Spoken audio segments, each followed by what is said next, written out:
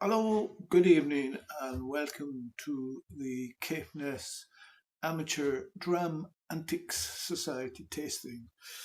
Uh, if you watched my Blair Athol tasting video from a couple of nights ago, I told you I was going off to Pitlochry at the end of this week, and I thought I'd do a tasting of the other. We did Blair Athol last night. I'm going to taste from the other Pitlochry distillery, Edradour, tonight. I've got three whiskies. I've got the Edradour 10-year-old, the distillery edition at 40% ABV. I've just got a 20cl bottle of that. I've got the Edradour Caledonian. I've had a taste of this one and a few months ago, and I've still got a little in the bottle left. 12-year-old, 46%. And then the repeated expression Ballechin 10-year-old at 46%. Again, I've got a 5cl miniature of that. So Edradour Distillery lies just a short stroll uphill from the town of Pitlochry. And relatively close in Newbury and Fife lie the ruins of Lindores Abbey, which was the birthplace of aquavitae, water of life, which later became the whisky we know. Unfortunately, the monks of the abbey were not English Reformed Christians, so the abbey was razed by an English king. The earliest records of distilling at the Edradour distillery location date back to 1823. At that time, the distilling was illegal. Then the Excise Act of 1823 was carried out, but Edradour distillery didn't register until 1825. At that time, it was known as the Glenforest distillery and was a small farming distillery. In 1837, James Scott and Duncan Stewart became the official tenants of the distillery, and they then renamed it Edradour, Gaelic for between two rivers. In 1938, Irving Haim became the legal owner of the distillery. He was a mafia gangster from New York. During the early times, the distillery mostly produced for the blend industry. The most famous brands were House of Lords and King's Ransom, perhaps suitable for a mafia gangster. In 1986, the first 10-year-old Edradour was launched, and the success story of the Edradour single malt Scotch whisky began. In 2002, Andrew Symington, owner of the independent bottler Signatory Vintage, bought Edradour for £3.5 million. In 2003, it introduced the first heavily peated malt of Edradour, the Ballechin heavily peated. And in the following years, up until now, Andrew Symington put a lot of effort into the refurbishing and renewing of the distillery. New dunnages were built. The old malt barn was refurbished and a larger hall was built to hold events. Finally, in 2012, Andrew Symington was honoured by becoming one of the Masters of the Quaich. Edradour historically was often described as the smallest whisky distillery there was in Scotland. Nowadays, there's a few smaller distilleries. The output of the two pot stills is only about 100,000 litres per year. The water comes from Benvrachy Springs, Benvrachy, a hill at the back of Pitlochry. The distillery lies directly at the small burn Edradour. A few of the buildings are on the other side of the water and can only be reached via a bridge. The pot stills are very tiny. The bigger wash still has a capacity of 4,200 litres and the small spirit still of about 2,200 litres. The pot stills, the mash tun and the fermenters and the malt mill are all packed into one tiny building. They don't malt their own barley anymore. They get their malted barley from Baird's Maltings in Inverness. They only use unpeated malt for Edradour whisky. The Ballechin heavily peated whisky only uses malt that was dried over peat fire from Baird's Maltings in Inverness again. So we may be looking at a Highland peat that they're using. It has a peat content of at least 50 parts per million. The warehouses of Edradour are just half a kilometre up the hill and have a whole lot of different casks in them. The wine, port, sherry casks are at least double the amount of normal refill bourbon casks. And it has had a huge amount of distillery bottlings. It may be the most diverse range of whiskies in the world. And they're sorted by series: the classic range, the cask strength series, the wine finishes, the wine matured, and then, of course, the peated whiskies. And I think the distillery character of Edradour could best be described as full and intense, a very typical Highland single malt because of the very small pot stills. But Andrew Symington is interested in maturing and finishing his whisky in various casks from all over Europe, from Burgundy and Sauterne to Port and Pedro Jimenez, which results in a very diverse range of whiskies. And the individual whiskies are also diverse and complex when nosed and tasted. And he is also the owner of the independent bottling company, Signatory Vintage. So all the bottling of Edradour is done at Signatory. And there's lots of Signatory releases of Edradour. And they also have a cream liqueur with Edradour whiskey in it, which is a quite exciting and intense liqueur. With the Highland Scotch, the Edradour gives the cream mixture just the right kick. There's no known blend nowadays that includes the Edradour single malt. So first up, we've got the Edradour 10-year-old. A nice little bottle, matches the fuller size 70cl bottle in shape and labelling. Its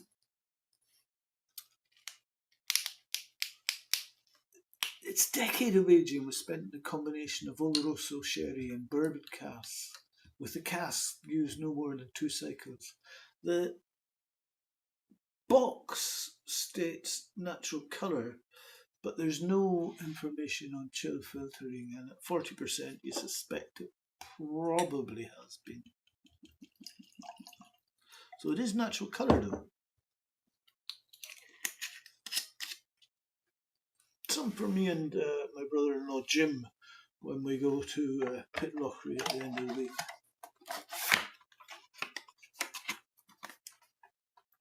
How will we get on with it? So you can see it's quite a dark colour. It's certainly taken on the Oloroso sherry. Excuse me with the camera here. I'll just bring it back into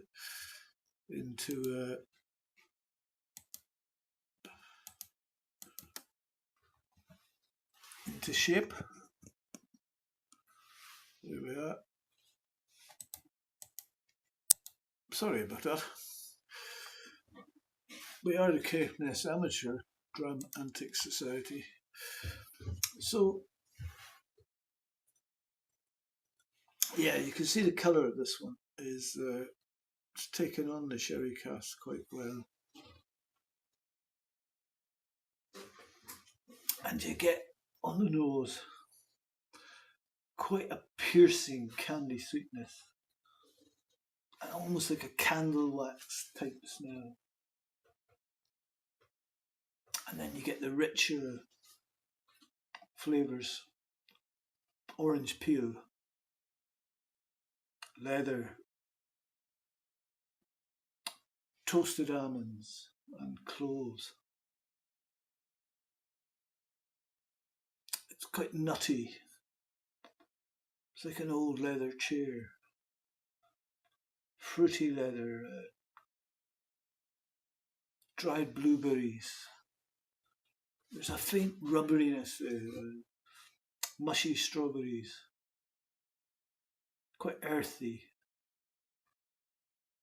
nuts and chocolate. More nuts and chocolate than dark fruit initially, and then more of a faint red fruit note. It's quite complex, this whiskey. Very fruity, sherry, sweetness, nice vanilla, unripe apples, cider, wine, and then you get the toffee and the juicy apples. It's a wee smokiness coming nicely from the deep, and some cherry notes as well. We'll try them out.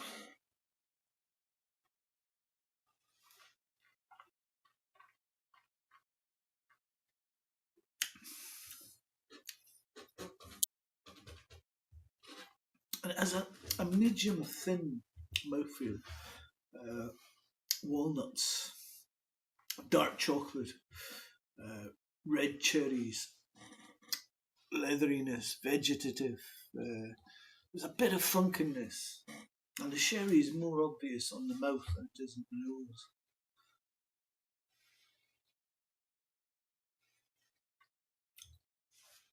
So you get the sweet and the fruity set of flavours initially, and then you get the stronger sherry and oak taking hold. Honeyed stone fruits, stewed apples, and sweet bananas. And then you get the fruity flavours of orange peel, dates, and figs.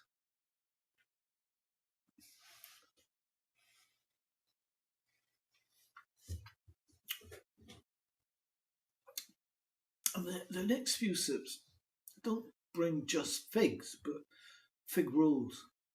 And it's all then superseded by the drying pepper, clove, and cinnamon spices because of the sherried oak.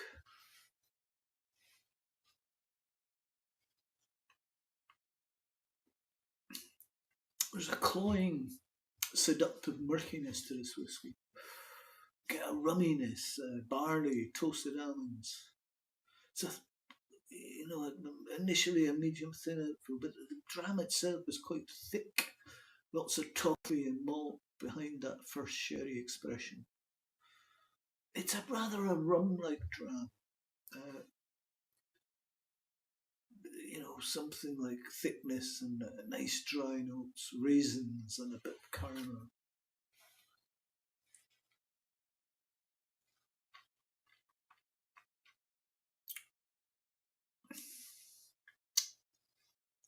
And on the finish, it is sherried, nutty, cranberries, earthy, medium intensity, medium length, spice fruitcake with creme anglaise, dried fruits, and there's a wee smokiness, oily, spicy, and the rich fruitcake flavours tingle on the tonsils. Raisins, orange peel, cherries, and all the baking spices. Then you get a drying oak. But the lasting note for me is the sweet sugar and almond finish, which compounds that fruitcake experience with marzipan and icing topping. I'm going to try a mill of water in this.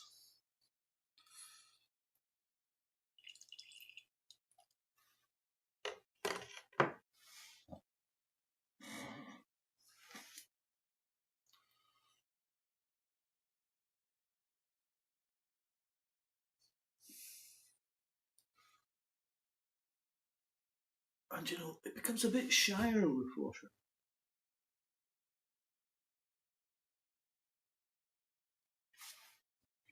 There's some notes of cherry syrup, a whiff of cocoa powder, some toffee, and a malty backbone with a touch of mint. It's not, with water, it's not the most expressive. It's certainly well rounded though. Try them out.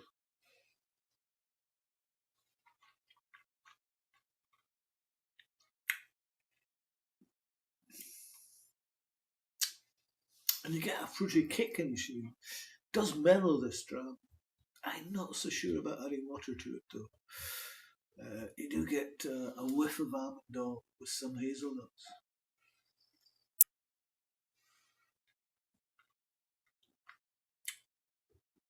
Fudge, toffee, notes of pepper and cloves as well.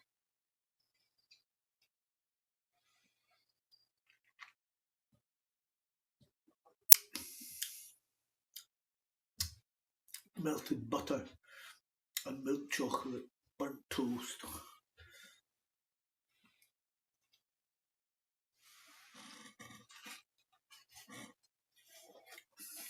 And the finish with water is short to medium, but very similar to the mouth with water. So, Edradour 10-year-old, bottled by the distillery, 40% ABV, ex-bourbon and ex-Oloroso casks.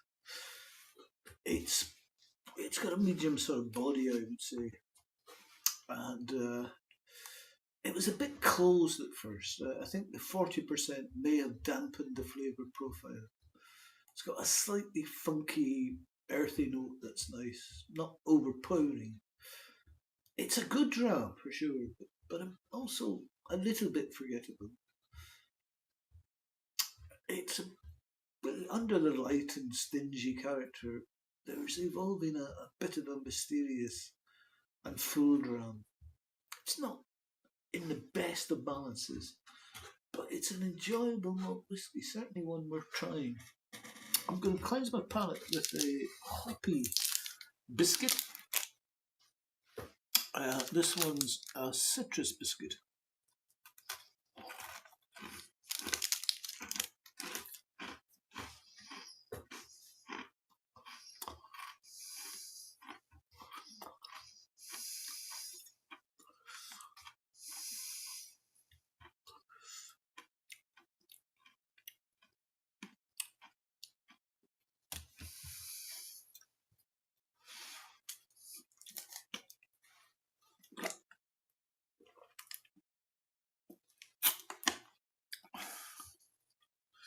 So, now a whisky to bring, or could evoke tears from a Scotsman's eyes. It's a Dougie MacLean's Caledonian selection after his song Caledonia. This one's 12 years old and bottled at 46% ABV. It's all natural and labelled as such. Natural colour, unchill filtered even on the miniature. It's quite dark again. Dark as builder's tea, I would say.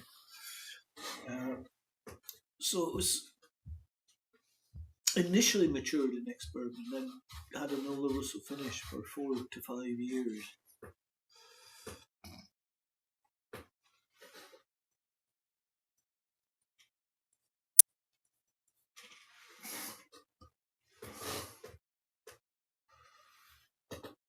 And it's got lovely tears. And on the nose, it's all cask at first. Treacle, wood spice and cold coffee. And then you get confectionery. And then fruit, candied ginger, and fisherman's friend lozenges. Sweet cherries too. Some rum and raisin ice cream. The fruit prunes in boozy juice. Some menthol too. Taking us back to more medicinal throat sweeties. Oodles of dark fudge. Candied fruits, hazelnuts.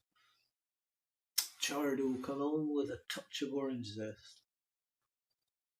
And just a whiff of honey porridge. jammy apricots and leather. Trace evidence of gunpowder, that's sulphur from the sherry cask. Dark fruits, wax and hints of leather. And that sherry influence softly brings raisins and plums, hints of honey and nuts. We'll try them out.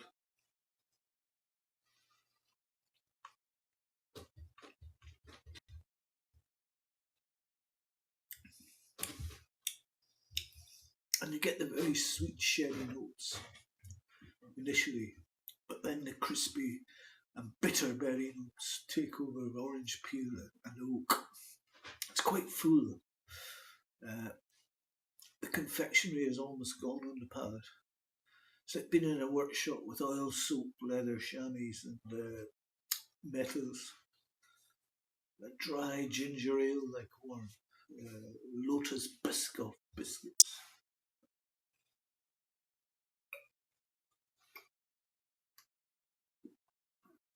And on returning, the palate thins a little, and that brings cherry cola, mocha, tart raspberries, and a flash of something green like nettles. It's got a relatively thick mouthfeel. There's some ginger, burnt toast, and black pepper, and notes of dark chocolate, mushrooms, almonds, and leather, and some raisins as well.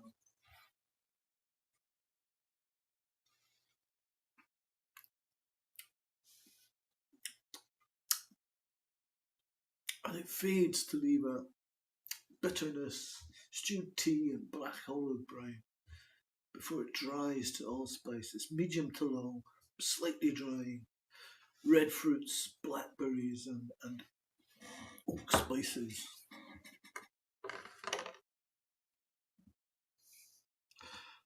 Try a mill of water in this.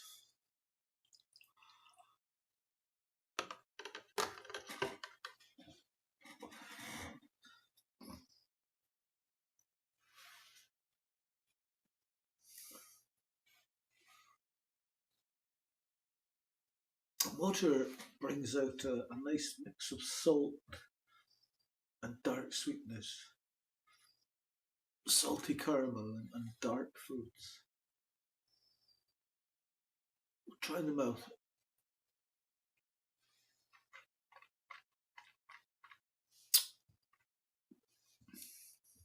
And water really opens the strong, brings out the dark and sweet sherry notes, although the oaky dryness and bitterness are still there a bit.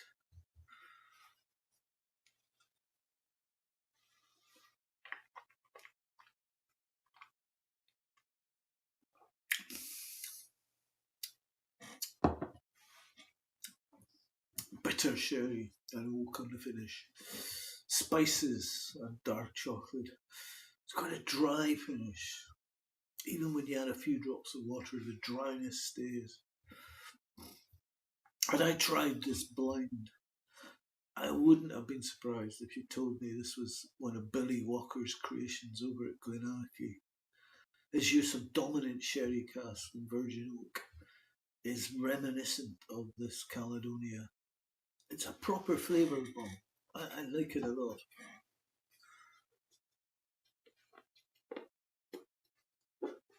So we'll have the rest of my biscuit.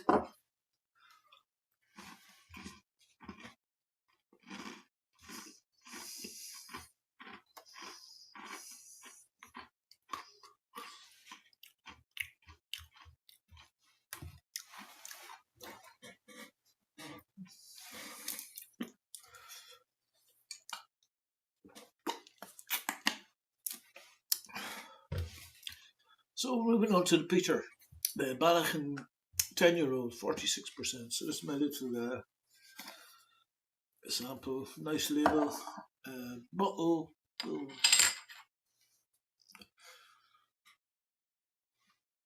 So this one's the heavily peated whiskey coming out of Edradour Distillery, non-chill filtered, natural colour.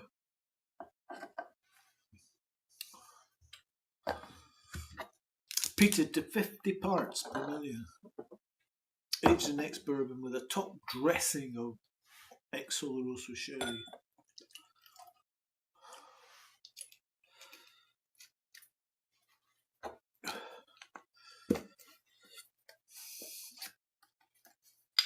So, peated Highland malt. Highly peated. Heavily peated Highland malt.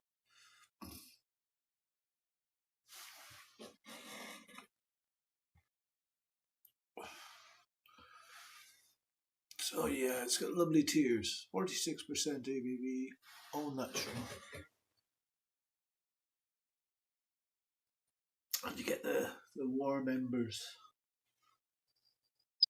And it's smouldering peat. Farmyard funk. Marmalade. Roasted vanilla pods. Cooked rhubarb. Caramel sauces. Sugar and warm blueberries. And overripe dark berries. It's quite deep and rich. And you can tell it's not an island because it's not got that iodine maritime element to it. It's more of a sort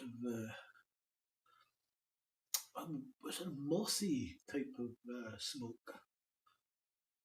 It's a soft but dark nose. As if both ex-sherry and heavily charred ex-bourbon had been used. Lots of roast aromas, coal, ash, char, coffee. But alongside that, there is a soft, jammy fruitiness, mainly red berries. The smoke is there, but it's soft and never dominates completely. In a sense, it's a bit of a unicornness. It's well balanced, harmonious, from the idiosyncratic Edradour distillery. There's still a farmy aspect to the smoke,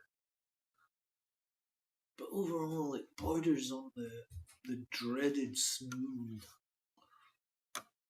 But try them out.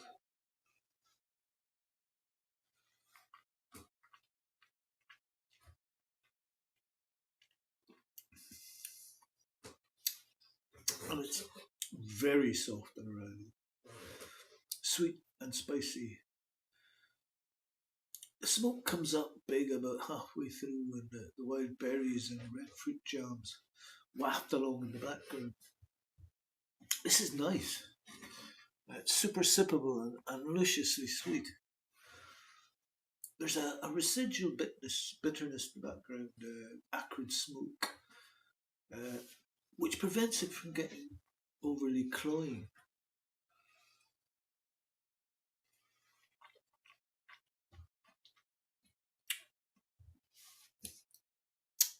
Earthy peat, wet soil, milky chocolate, campfire smoke, cranberry juice, an oily mix of sugars and heavy smoke.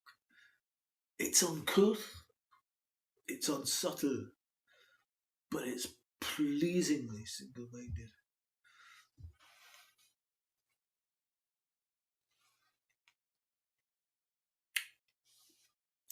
Machine grease, coal dust, and iron filings all sit with salt and briny water.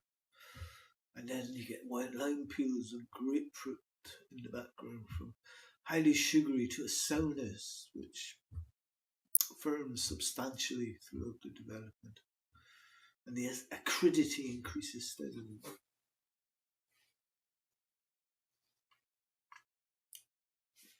There's an edge of farminess here, pale off, possibly on fire, and mild yeastiness, together with more usual chocolate and chopped almonds.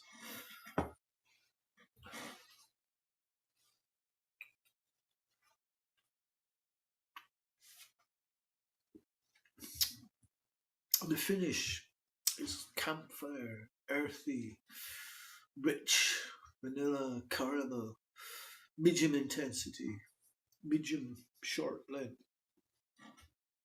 The peat smoke lingers the longest, but it's accompanied for a good long while by earthy, herbaceous notes and a soft but lovely echoes of that juicy refill sherry casks. I'll add a mill of water to this.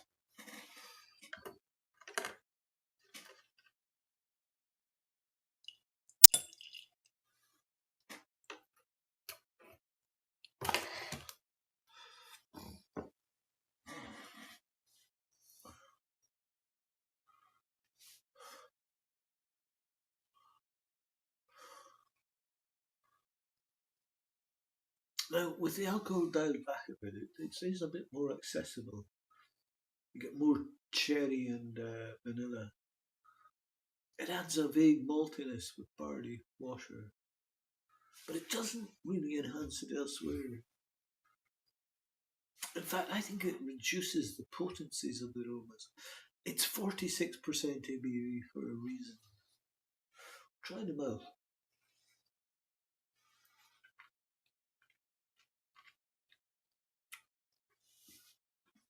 And it's quite mild now.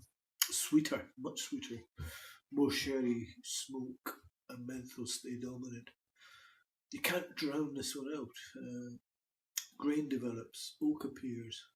You get an oily mix of sugars and heavy smoke.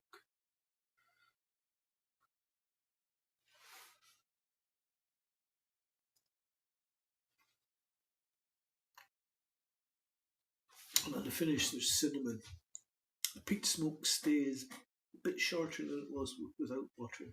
There's still a lot of menthol. So this one is tasty and interesting. It's a great example of heavy peat and sherry that's well integrated, but you can still explore each part on its own. I think trying to clarify the funky aspect, I'd place this one closer to the funky from Port Charlotte compared to, say, Le Jig, if that makes any sense.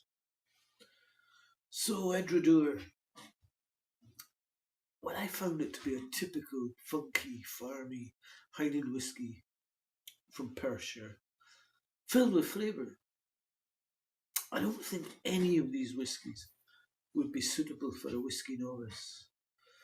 There's a dark, deep, and mysterious element to Edradour, which would suit a reflective evening listening to Miles Davis or Townes Van Zandt. Thanks for listening. We'll see you soon.